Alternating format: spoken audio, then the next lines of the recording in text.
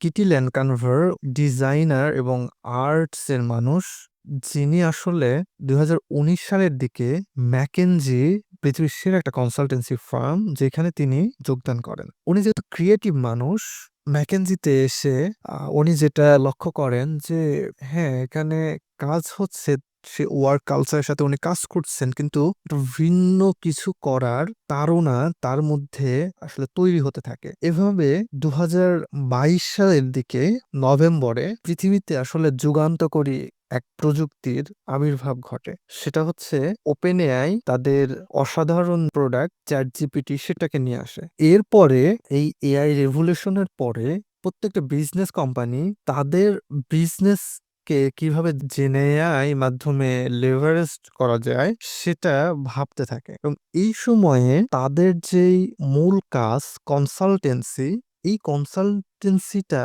কিভাবে চ্যাটজিপিটি যেভাবে তার এক্সপার্টিজের মাধ্যমে বিভিন্ন ব্যাপারে কনসাল্ট করে, এখানে তাদের যে এক্সপার্টাইজ এআই এর মাধ্যমে কিভাবে তাদের অ্যাসোসিয়েট যে বিজনেস ফার্মগুলো আছে তাদেরকে প্রোভাইড করতে পারবে সেটা নিয়ে ভাবতে থাকে। কিটি অ্যাট ফার্স্ট মার্চ ২০২৩-এ একটা ছোট্ট টিম ফর্ম করেন। সেই টিম তাদের যে কনসালটেন্সি এবং তারা যে এআই তৈরি করতে চাচ্ছে সেটার ফিজিবিলিটি আছে কিনা সেটাকে আগে জাজ করেন, এবং সেটা জাজ করার জন্য ইন্টারভিউ, ওয়ার্কশপ ইত্যাদির মাধ্যমে তাদের কাস্টমারের কাছ থেকে কোথায় জেন এআইটা হেল্প করতে পারে সেটা ফাইন্ড আউট করেন, এবং তারা হচ্ছে এরপরে ধীরে ধীরে এটা নিয়ে কাজ করতে থাকে, এবং একটা পর্যায়ে এসে তারা সফল হয়। তারা একটা এআই তৈরি করে যেটা আসলে ম্যাকেনজির ভিতরে যে মানুষজন তাদেরকে এটা ব্যবহার করতে দেওয়া হয়, এবং তারা দেখতে পায় যে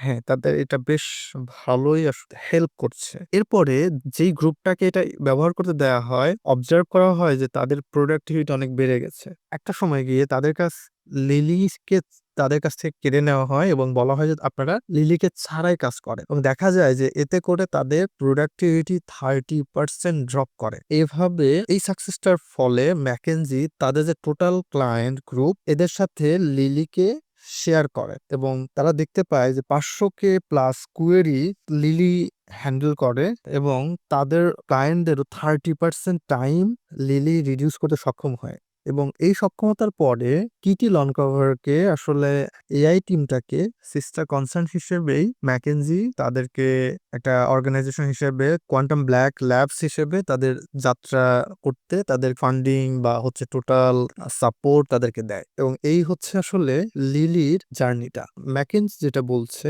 যে এই gen AI rewiring the work process, যে এখন বিজনেস ইন্ডাস্ট্রিতে অপারেশনাল বা ওয়ার্কিং যে প্রসেস হিসেবে আমরা কাজ করি, এইটা জেনের ফলে আসলে এই ওয়ার্কিং প্রসেসটা এরকম থাকবে না, এটা রিওয়ার করবে, আসলে পুনর্নির্মাণ করবে এই ওয়ার্কিং প্রসেসটাকে। তো এই এআই অ্যাডপ্টেশনের সাথে আমাদেরকেও নিজেদেরকে রিওয়ার করতে হবে। ধন্যবাদ।